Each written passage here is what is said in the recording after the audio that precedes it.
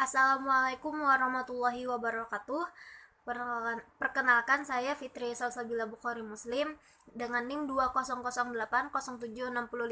Di sini saya akan membacakan 5 ayat Al-Qur'an tentang pendidikan dan 5 hadis tentang pendidikan. Di mana yang pertama adalah Quran surah Al-Alaq ayat 1 yang berbunyi Bismillahirrahmanirrahim. Iqra bismi rabbikal ladzi khalaq. Artinya adalah bacalah dengan menyebut nama Tuhanmu yang menciptakan. Nah, dari Quran surah Al-Alaq ayat 1 tadi menerangkan tentang membaca, yaitu dimulai dengan membaca nama Rob atau Tuhan, atau yaitu Allah Subhanahu wa taala, di mana Allah Subhanahu wa taala memerintahkan kepada kita untuk belajar dan menuntut ilmu, yaitu dimulai dengan membaca.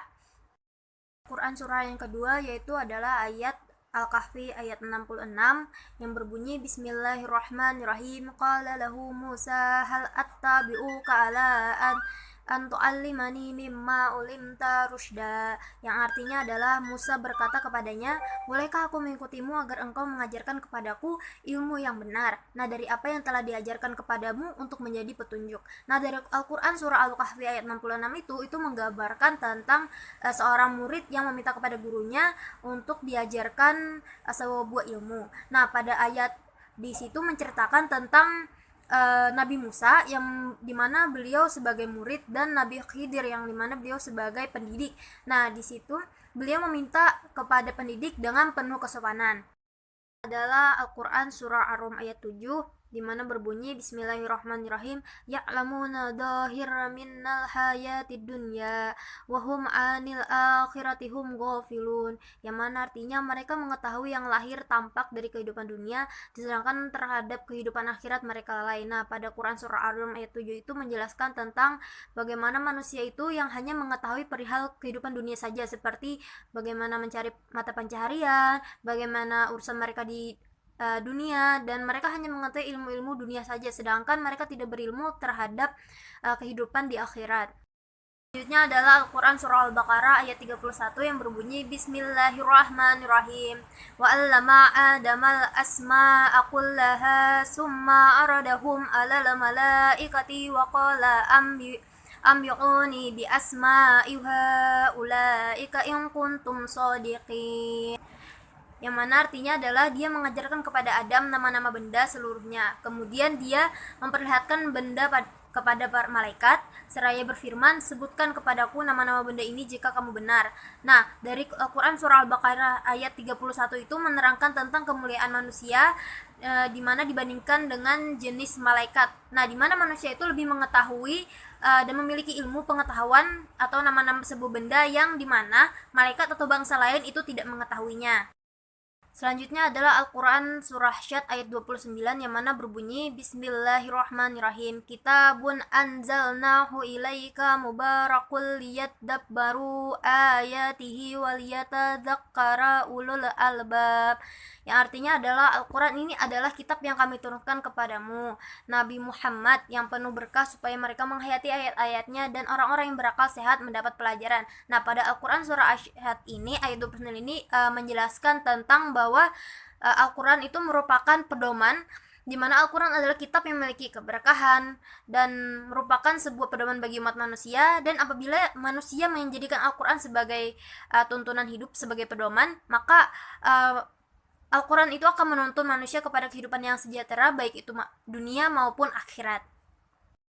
Adalah hadis riwayat Bukhari di mana berbunyi kunu rabbanina ulama'a fuqaha'a ulama'a wa yuqalu ar-rabbani ladzi yurabbin nas bisigari ilmi qabla kibarih, mana artinya adalah jadilah pendidik yang penyantun, ahli fikih dan ulama. Nah, disebut pendidik apabila seseorang mendidik manusia dengan memberikan ilmu sedikit-sedikit yang lama-lama menjadi banyak.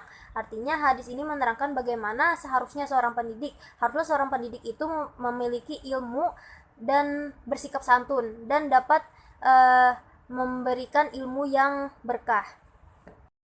Ini adalah hadis riwayat Ibnu Majah yang mana berbunyi Thalibatun ilmi faridatun ala kulli muslimin, yang mana artinya menuntut ilmu adalah kewajiban bagi setiap muslim. Nah, hadis di atas itu menjelaskan bahwa setiap muslim itu wajib untuk menuntut ilmu, sebab menuntut ilmu dianggap sama dengan jihad. Nah, orang yang berilmu itu belum tentu muslim, tetapi orang yang muslim itu tentulah harus berilmu. Selanjutnya adalah hadis riwayat Al-Hakim, yaitu mana berbunyi iqtahu ala sibyanakum aqala kalimatin bila ilaha illallah, mana artinya ajarkanlah kalimat pertama kepada anak-anak kalian, yaitu la ilaha illallah. Nah, hadis di atas itu bermakna bahwa pendidikan itu harus diajarkan sedari kecil, sejak dini. Dengan mendidik anak-anak sejak dini, maka akan membentuk karakter anak-anak tersebut.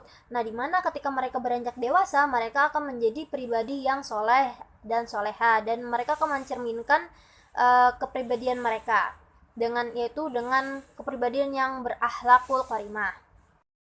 Adalah hadis riwayat Muslim, di mana berbunyi man salaka tariqan yaltamisu fihi ilman sallallahu bihi tariqan ila jannah, yang mana artinya barang siapa yang menempuh suatu jalan untuk menuntut ilmu, maka Allah SWT akan memudahkan baginya jalan menuju surga. Nah, pada hadis tersebut itu menjelaskan sebagaimana menuntut ilmu itu diumpamakan dengan jihad. Nah, dengan kita berjihad dan kita menuntut ilmu, maka Allah akan memudahkan jalan kita untuk menuju surga. Adalah hadis riwayat At-Tabrani, yang mana berbunyi la yatbaghi lil jahili an yaskuna ala jahlihi wa ala lil alimi an yaskuna ila ilmihi, yang mana tidak pantas bagi orang bodoh itu mendiamkan kebodohannya, dan tidak pantas pula orang yang berilmu untuk mendiamkan keilmuannya. Nah, hadis di atas itu menjelaskan agar dimana kita harus saling berbagi ilmu. Nah, orang yang berilmu haruslah berbagi ilmunya yang diketahuinya, sebab bila kita memberikan ilmu kepada yang lain, maka ilmu yang kita berikan itu akan menjadi amal jariah bagi kita. Nah, asalkan ilmu yang diberikan itu adalah ilmu yang positif, yaitu ilmu yang kebaikan, bukan ilmu yang bersifat negatif. Sekian, terima kasih. Wassalamualaikum warahmatullahi wabarakatuh.